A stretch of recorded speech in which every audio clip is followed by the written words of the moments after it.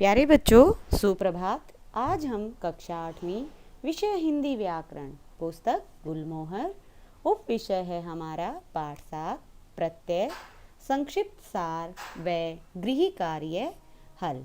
बच्चों, आज हम अपना व्याख्यान 2 पढ़ेंगे। कल हमने अपना व्याख्यान 1 पढ़ा। व्याख्यान 1 में मैंने आपको प्रत्यय किसे कहते हैं, प्रत्यय के कितने भेद हैं, नए शब्द कैसे बनाए जाते हैं, यह सब हमने अपना व्याख्यान 1 में कर लिया। अब हम आज व्याख्यान 2 में प्रत्यय का संक्षिप्त सार व गृह कार्य हल की जांच करेंगे। आइए पढ़ते हैं अपना व्याख्यान 2। पाठ का संक्षिप्त सार। बेटा, जैसा कि मैंने आपको बताया, संक्षिप्त का अर्थ होता है छोटा। विस्तार पूर्वक हमने इसका अध्ययन किया। आज हम संक्षिप्त रूप से प्रत्ययों के बारे में जानकारी प्राप्त करेंगे। प्रत्यय क्या होते हैं? जैसा कि आप सभी जानते हैं कि प्रत्यय का कार्य क्या होता है। परिभाषा किस प्रकार लिखते हैं? भाषा के वे लघुतम शब्दांश जो किसी शब्द के अंत में जुड़कर उसके अर्थ को बदल देते हैं, अर्थात नए शब्दों का निर्माण करते हैं, प्रत्यय कहलाते हैं। जैसे दूध वाला, खिलौना आदि। अब बेटा, शब्दांश होते हैं ये और शब्द के अंत में ही लगते हैं, इसलिए इन्हें क्या कहते हैं? प्रत्यय कहते हैं। और जब ये किसी शब्द के अंत में लगते हैं तो एक नए शब्द का निर्माण करते हैं। अब यहाँ पर उदाहरण के लिए मैंने दूध वाला और खिलौना लिया। अब इसमें क्रमशः वाला औना प्रत्यय है तथा मूल शब्द हमारा दूध और खेल है। बच्चों, कई बार हमारा ऐसे भी प्रश्न पूछ लिया जाता है कि प्रत्यय और मूल शब्द अलग कीजिए। अब यहाँ पर दूध क्या है? हमारा मूल शब्द है। और खिलौना में खिल हमारा शब्द नहीं होगा, खेल हमारा मूल शब्द होगा और औना हमारा प्रत्यय होगा। उपसर्ग और प्रत्यय में समानता तथा अंतर। बच्चों, जैसा कि हमने अपने पहले व्याख्यान में पढ़ा कि उपसर्ग किसे कहते हैं और प्रत्यय किसे कहते हैं। अब इन दोनों के बीच क्या है, यानी समानता क्या है और इनका अंतर क्या है। उपसर्गों का प्रयोग शब्दों से पूर्व तथा प्रत्यय का प्रयोग शब्दों के अंत में किया जाता है। अब क्या है कि इनका प्रयोग यानी उपसर्ग जो होते हैं उनका प्रयोग शब्दों से पूर्व यानी पहले और प्रत्यय का प्रयोग शब्दों के अंत में किया जाता है। यानी उपसर्ग शब्द के पहले लगते हैं और प्रत्यय शब्द के पीछे लगते हैं। जैसे धन शब्द से पूर्व निर उपसर्ग का प्रयोग करने पर निर्धन शब्द बनता है, पर इसी शब्द के अंत में यदि ई प्रत्यय का प्रयोग किया जाए तो धनी शब्द बनता है। अब यहाँ पर यह आवश्यक नहीं है कि केवल एक धन शब्द ही लिया जाए, आप कोई और शब्द भी ले सकते हैं। जैसे कि रक्षा शब्द लिया, रक्षा शब्द से पहले सु उपसर्ग का प्रयोग हुआ तो सुरक्षा बन गया, और सुरक्षा यानी इत का प्रयोग हुआ तो सुरक्षित क्या बन गया? हमारा नया शब्द बन गया। अब यहाँ पर आगे जानते हैं, प्रत्यय और उपसर्ग में दो समानताएं होती हैं। अब अंतर तो आपने पढ़ लिया कि उपसर्ग शब्द के प्रारंभ में लगते हैं और प्रत्यय शब्द के पीछे लगते हैं। अब यहाँ पर जो इनकी समानताएं हैं वो क्या हैं कि ये दोनों किसी शब्द के साथ जुड़कर उसका रूप बदल देते हैं। अब रूप बदलने का तात्पर्य क्या है बच्चों?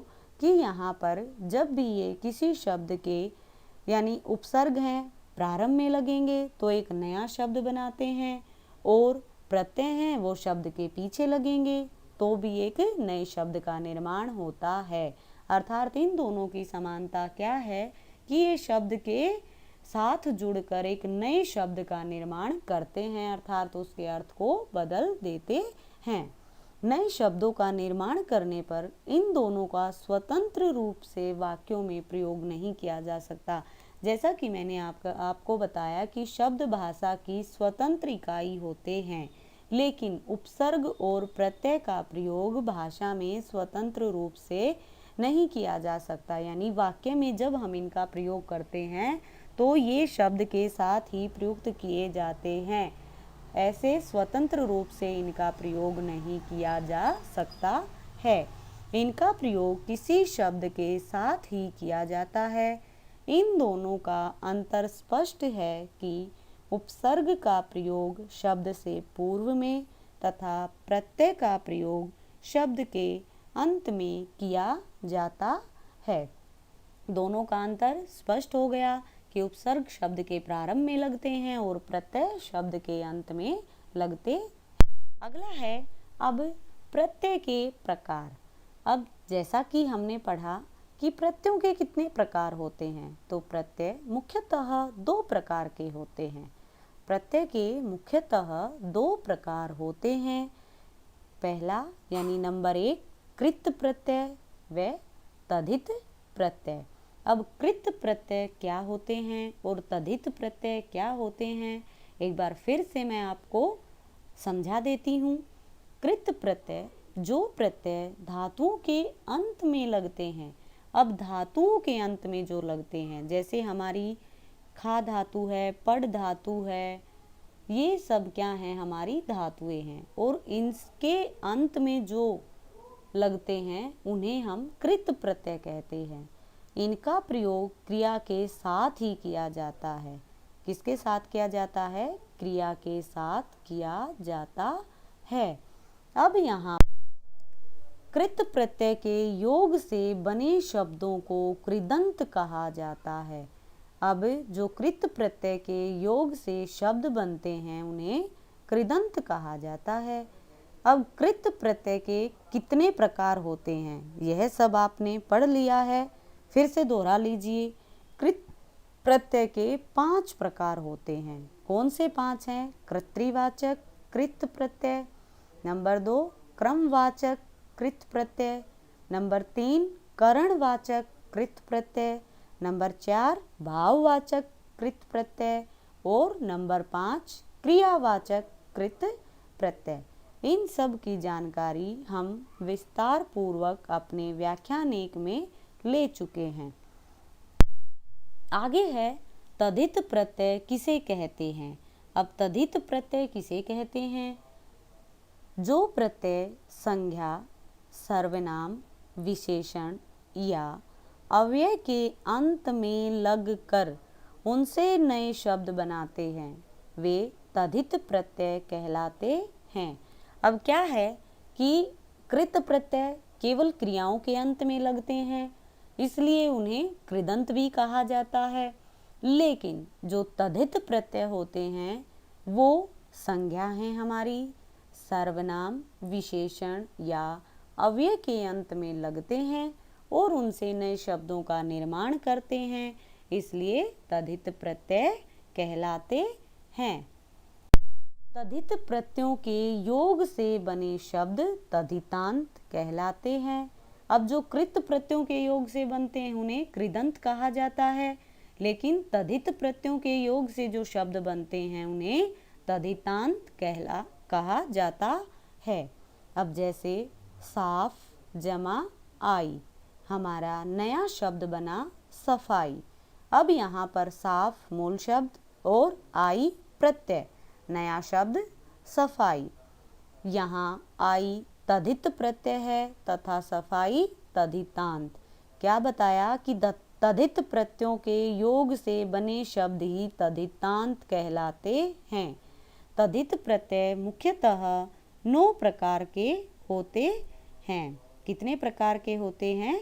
9 प्रकार के होते हैं। ये सब हम अपने व्याख्यान 1 में कर चुके हैं। अब मैं आपको व्याख्यान 1 से संबंधित जो मैंने गृह कार्य दिया था उस गृह कार्य के हल की जांच करेंगे। आइए जानते हैं अपने गृह कार्य को। मेरा पहला प्रश्न था, प्रत्यय किसे कहते हैं? उदाहरण देकर समझाइए।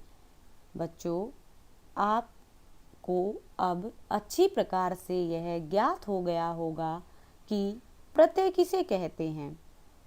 अब प्रत्यय क्या होते हैं और किस प्रकार आप उसका उदाहरण देकर लिखेंगे, तो जानते हैं उत्तर।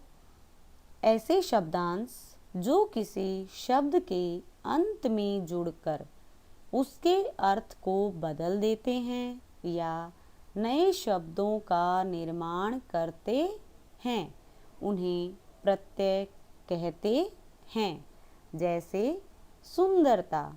अब यहाँ पर सुंदर हमारा मूल शब्द है तथा ता प्रत्यय है, इसलिए हमारा नया शब्द सुंदरता बना। क्या बना? हमारा नया शब्द सुंदरता बना। प्रश्न 2 था, उपसर्ग तथा प्रत्यय में अंतर स्पष्ट कीजिए। अब उपसर्ग और प्रत्यय, आप बताइए। यह आपको अच्छी प्रकार से ज्ञात हो गया होगा कि उपसर्ग का प्रयोग कहाँ पर किया जाता है और प्रत्यय का प्रयोग कहाँ किया जाता है। इसलिए आइए जानते हैं। उपसर्ग का प्रयोग शब्द के पूर्व में किया जाता है, यानी शब्द के प्रारंभ में किया जाता है, तथा प्रत्यय का प्रयोग शब्द के अंत में किया जाता है। अब अर्थात अंतर स्पष्ट है कि उपसर्ग शब्दों के प्रारंभ में लगते हैं तथा प्रत्यय शब्दों के अंत में लगकर नए शब्दों का निर्माण करते हैं। उदाहरण मैं आपको पहले समझा चुकी हूँ। जैसे रक्षा शब्द ले लीजिए। अगर सु उपसर्ग का प्रयोग किया सुरक्षा और इत प्रत्यय का प्रयोग किया तो सुरक्षित। अगला प्रश्न है, कृत प्रत्यय तथा तद्धित प्रत्यय में अंतर स्पष्ट कीजिए। अब कृत प्रत्यय क्या होते हैं और तद्धित प्रत्यय क्या होते हैं? जो प्रत्यय धातुओं के अंत में लगते हैं, जो प्रत्यय धातुओं के अंत में लगते हैं, उन्हें कृत प्रत्यय कहा जाता है। जैसे धातु क्या है? पढ़, खेल, हंस, ये सब हमारी क्या हैं? धातुएं हैं। अब इनके पीछे जब हम क्या लगाएंगे? प्रत्यय लगाएंगे। जैसे पढ़ जमा आकू, पढ़ाकू, पढ़ जमा आ, पढ़ा। अब यहाँ पर क्या है कि पढ़ हमारी धातु है तथा आकू हमारा प्रत्यय है। तद्धित प्रत्यय, जो प्रत्यय संज्ञा, सर्वनाम, विशेषण या अव्यय के अंत में लगकर उनसे नए शब्द बनाते हैं, उन्हें तद्धित प्रत्यय कहा जाता है। अर्थात यह संज्ञा, सर्वनाम, विशेषण के पीछे लगकर नए शब्दों का निर्माण करते हैं, जबकि कृत प्रत्यय क्रियाओं के अंत में लगकर नए शब्दों का निर्माण करते हैं। बच्चों, कृत और तद्धित में क्या अंतर है कि कृत प्रत्यय क्रियाओं के अंत में लगते हैं, लेकिन तद्धित प्रत्यय संज्ञा, सर्वनाम, विशेषण और अव्यय के पीछे लगते हैं।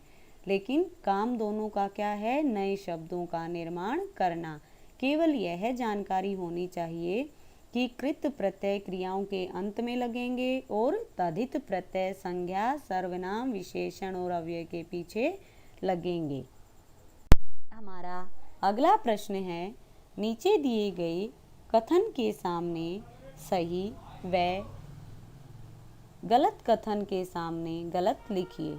यानी हमारे यहाँ पर नीचे कुछ कथन दिए गए हैं, उन कथनों के सामने जो कथन सही है वहाँ पर आपको सही लिखना है और गलत कथन के सामने आपको गलत लिखना है। ये आपका अभ्यास ही है कि आपने इतना कुछ पढ़ा है, उसको पढ़ने के पश्चात अब आपको कितनी जानकारी प्राप्त हुई, कितना आप अपने दिमाग से काम कर सकते हैं।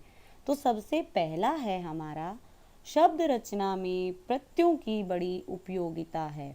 अब जो शब्द रचना है उसमें प्रत्ययों की बड़ी उपयोगिता है।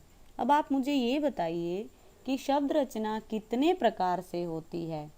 जब मैंने आपको व्याख्यान पढ़ाया उसमें मैंने आपको बताया था कि शब्द रचना मुख्यतः 3 प्रकार से की जाती है, उपसर्गों के द्वारा, प्रत्ययों के द्वारा व समास के द्वारा। तो यहाँ पर सीधा पूछा गया है कि शब्द रचना में प्रत्ययों की बड़ी उपयोगिता है। हमारा कथन बिल्कुल सही है।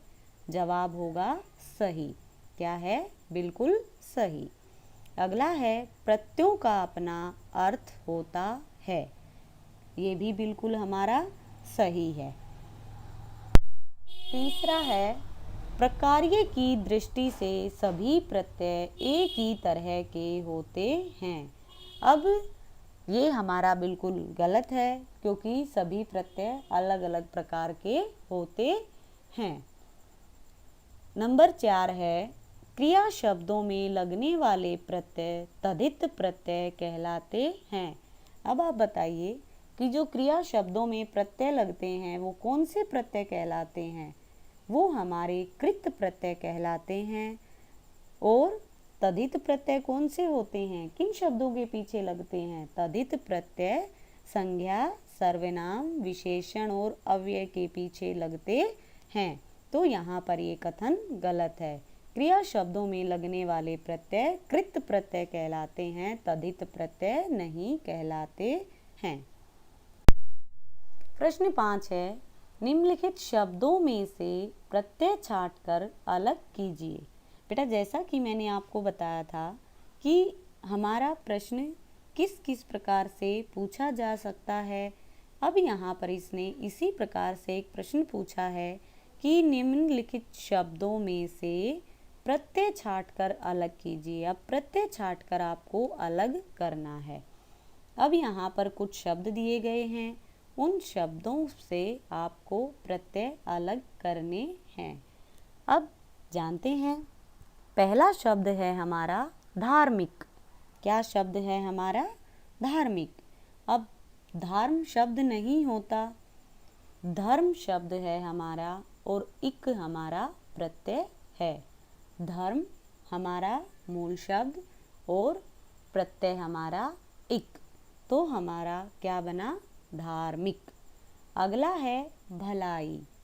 भला हमारा मूल शब्द है और आई हमारा प्रत्यय है। भलाई क्या है? भला हमारा मूल शब्द है और आई हमारा प्रत्यय है। भलाई। बेईमानी। बेईमान हमारा मूल शब्द है और ई हमारा क्या है? प्रत्यय है। बेईमानी, बेईमान हमारा मूल शब्द है और ई हमारा प्रत्यय है। अगला है खटिया। खटिया में खटी हमारा मूल शब्द नहीं होगा, खाट हमारा मूल शब्द है और इया हमारा प्रत्यय है। जैसे डिबिया, खटिया, तो डिबिया में डिब्बा हमारा मूल शब्द है और इया हमारा प्रत्यय है। अगला शब्द है होनहार। होन हमारा मूल शब्द है और हार हमारा प्रत्यय है।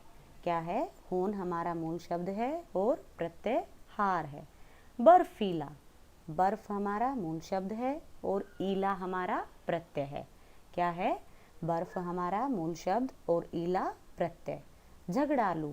झगड़ा हमारा मूल शब्द है और आलू हमारा प्रत्यय है। क्या है? झगड़ा हमारा मूल शब्द और आलू हमारा प्रत्यय। अगला है नायिका। अब बेटा यहाँ पर कुछ शब्द ऐसे होते हैं कि इसमें जो हमने प्रत्यय पढ़े, प्रत्ययों में मैंने आपको जो प्रकार्य के आधार पर हैं वो लिंग परिवर्तक भी होते हैं। तो उन लिंग परिवर्तक में कुछ प्रत्यय पुल्लिंग से स्त्रीलिंग बनाने वाले होते हैं। तो ये नायक से नायिका बना है। तो यहाँ पर हमारा मूल शब्द होगा नायक और प्रत्यय होगा हमारा इका। क्या है? नायक हमारा मूल शब्द होगा और प्रत्यय हमारा इका होगा। अगला है हंसी। हंस हमारा मूल शब्द है और ई हमारा प्रत्यय है। हंस हमारा मूल शब्द और ई हमारा प्रत्यय। अगला है मधुरतम। क्या है? मधुरतम। अब मधुर हमारा मूल शब्द है और तम हमारा प्रत्यय है। क्या है? तम हमारा प्रत्यय है। अगला प्रश्न है कि उपयुक्त प्रत्यय छांटकर निम्नलिखित शब्दों से नए शब्दों की रचना कीजिए। अब यहाँ पर कुछ प्रत्यय दिए गए हैं, उनसे आपको क्या करना है? नए शब्दों की रचना करनी है। अब प्रत्यय हैं हमारे ता, इन, आ, इया, आस, आहट, आकू, ऊ, इका, तर, आनी, आर, दार, इये। यानी यहाँ पर क्या है? कुछ हमारे क्या दिए गए हैं? प्रत्यय दिए गए हैं। उन प्रत्ययों से आपको नए शब्दों की रचना करनी है। अब क्या है? शब्द। शब्द है हमारा गवार। अब गवार से क्या बनेगा? गवारू। क्या बनेगा? गवारू। फिर है खट्टा। खट्टा से क्या बनेगा? खटास। क्या बनेगा? खटास। फिर है प्रभु। प्रभु से प्रभुता। प्रभु से प्रभुता। लाला, ललाइन। लाला, ललाइन। भैंस, भैंसा। भैंस, भैंसा। फिर है गायक। गायक, गायिका। गायक, गायिका। अगला है डिब्बा। डिब्बा से डिबिया। डिब्बा से डिबिया। घबरा, घबराहट। घबरा, घबराहट। लड़, लड़ाकू। लड़, लड़ाकू। उच्च, उच्चतर। सोना, सुनार। देवर, देवरानी। यहाँ पर इन शब्दों के साथ हमने कुछ प्रत्यय लगाकर नए शब्दों का निर्माण किया। अब सोना से सुनार, यानी सोना हमारा मूल शब्द और आर हमारा प्रत्यय। देवर हमारा मूल शब्द और क्या है? देवरानी, यानी यहाँ पर आनी हमारा प्रत्यय। अगला प्रश्न है, नीचे दिए गए प्रत्ययों से दो दो शब्द बनाइए। बेटा यहाँ पर कुछ प्रत्यय दिए गए हैं, उन प्रत्ययों से आपको नए दो शब्दों का निर्माण करना है। प्रत्यय हैं अक्कड़। अक्कड़ से भुलक्कड़, पियक्कड़। भुलक्कड़, पियक्कड़। आना, रोजाना, मर्दाना। रोजाना, मर्दाना। आर से सुनार, लोहार। अब यहाँ पर आर यानी सुनार, लोहार। सुनार में कौन सा मूल शब्द होगा? सोना। और लोहार में लोहा। सोना और लोहा। गर, जादूगर, बाजीगर। जादूगर, बाजीगर। वाला, सब्जी वाला, दूध वाला। सब्जी वाला, दूध वाला। ई, गरीबी, अमीरी। गरीबी, अमीरी। अब गरीब मूल शब्द, अमीर मूल शब्द और ई प्रत्यय लगने से गरीबी, अमीरी। प्यारे बच्चों, आज हमने व्याख्यान 2 पढ़ा। व्याख्यान 2 में मैंने संक्षिप्त सार व गृह कार्य हल की जांच करवाई। अब आपको अपनी हिंदी की उत्तर पुस्तिका में प्रश्न संख्या 1, 2 व 3 लिखनी है और याद करना है। यह व्याख्यान आपको अच्छी प्रकार से याद करना है और जो प्रश्न संख्या मैंने लिखने के लिए दी है वो आपको लिखनी है। मिलते हैं बेटा अपने अगले व्याख्यान में। धन्यवाद।